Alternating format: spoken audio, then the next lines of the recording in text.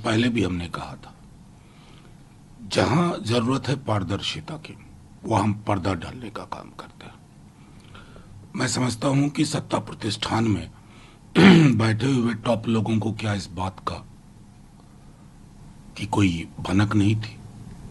मतलब जिसके पास आप शिकायत लेके जाते हैं उसी के पैसे लगे हुए हैं, पूरा का पूरा सिस्टम रिग करके रखा हुआ है। मतलब क्या बना दिया इस देश को। इसकी उच्च स्तरीय जांच हो।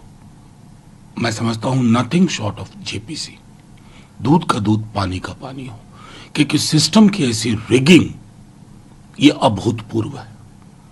और इसके बाद भी अगर कोई व्यक्ति जो शक के दायरे में है, अगर वो हमारे तिरंगे का यूज करते हुए बयानबाजी करता है तो ये उचित नहीं है। दूध का दूध पानी का पानी हो, क्योंकि इसने सारी परत उघेर के रख दी है। इसलिए इसको मैं समझता हूं कि आप एक प्रेस कॉन्फ्रेंस करवा करके कि हिंडनबर्ग की रिपोर्ट का हम विरोध करते हैं, हम इसको नहीं मानते हैं, उससे बात नहीं बनेगी। और मैं समझ रहा हूं कि आज के सुबह का अखबार माननीय न्यायाधीशों ने भी पढ़ा होगा और सबके रोंगटे खड़े हो गए होंगे कि हो क्या रहा है, क्योंकि ये ओपन एंड शट केस की तरह लग रहा है। कैसे चिट्ठियां लिखी गई, कैसे एसेट्स ट्रांसफर किए गए, सब कुछ। सर साहब उन्होंने कहा है कि कैरेक्टर असैसिन करने की कोशिश की जा रही है और ये पूरा मामला बेसलेस है। नहीं, उनके कह देने से हो जाएगा।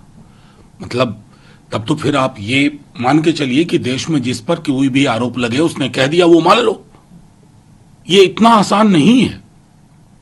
इसलिए मैं कह रहा हूं सिस्टम तक बहुत गहरी पहुंच है इन लोगों की। इन्होंने रिग करके रखा हुआ है हमारी आर्थिक प्रणाली को, इकोनॉमिक सिस्टम्स को, और ये रिगिंग देश को महंगा पड़ रहा है। व्यक्ति क्या है भाई, आप हैं कल नहीं होंगे, लेकिन सिस्टम की रिगिंग ये सब के लिए मैं समझता हूं चिंता का विषय। ने जस्टिफाई किया है कास्ट सिस्टम और कहा है caste is India's unifying factor. कहां क्या खाते पीते हैं लोग, कहां की समझ है। मैं तो कहूंगा कुछ मत पढ़ो, एनिहिलेशन ऑफ कास्ट पढ़ो भाई, पढ़ लो एक बार। बाबा साहब भीमराव अंबेडकर की प्रतिमा पर माला तो आपको मजबूरी में अब चढ़ानी पड़ रही है, लेकिन आप उनको पढ़ते नहीं हो, उनके विचारों को जानो।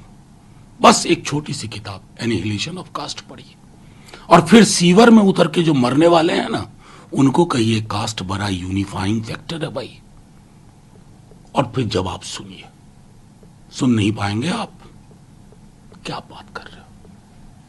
Civil affairs minister Natwar Singh ji का निधन हो गया है।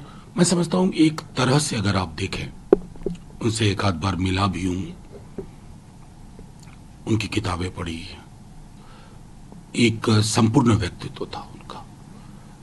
ना सिर्फ एक डिप्लोमेट थे, बड़ी पैनी समझ थी और गहराई से चीजों को देखते थे। हिंदुस्तान के पूरी की पूरी अगर डिप्लोमेटिक ट्रैजेक्टरी को देखें तो वो नटवर सिंह के जिक्र के बिना अधूरी रहेगी।